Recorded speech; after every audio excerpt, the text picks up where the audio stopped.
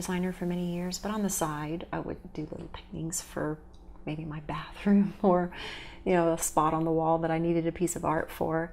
I did mess with some clay sculpting, figure sculpting a little bit on the side too. It's narrative. It's a surreal, classical, figurative work that I'm coming out with right now. And because it's narrative, it's talking about things that are not necessarily happening with me, but things that are happening with friends of mine, family members, challenges they're going through, joys. That's important to me, to find ways to communicate that. Again, that human spirit, that connection that we have with each other. And emotion is connectable. We all relate to each other on those very fundamental, basic feelings that we have. This is another one of those figures that came to my mind after thinking about and contemplating some friends that I know with cancer, breast cancer. And it's a nod back to Michelangelo's David, the concern look in the brow, but it has a modern representation of it, and what would a female do with this, with her battle that she's getting ready to go into. Find art that moves you and what you love, and then maybe even try to replicate it. And before you know, you end up doing it with your own spin on it, and then you've kind of created your own style.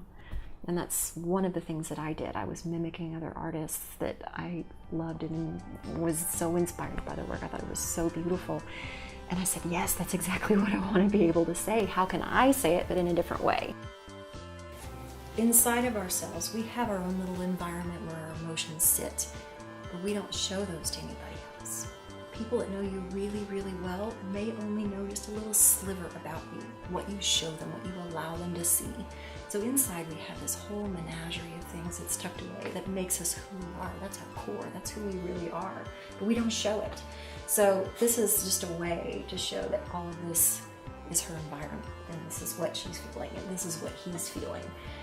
I was recently invited to a West Austin studio tour to be a guest artist with another artist in the West Austin studio tour. So for right now, I'm just working on building up a body of work, and also moving into learning the business side of art and how to get into galleries and sell, that sort of thing. This part is, I know this, but so that's the next phase, is learning that aspect.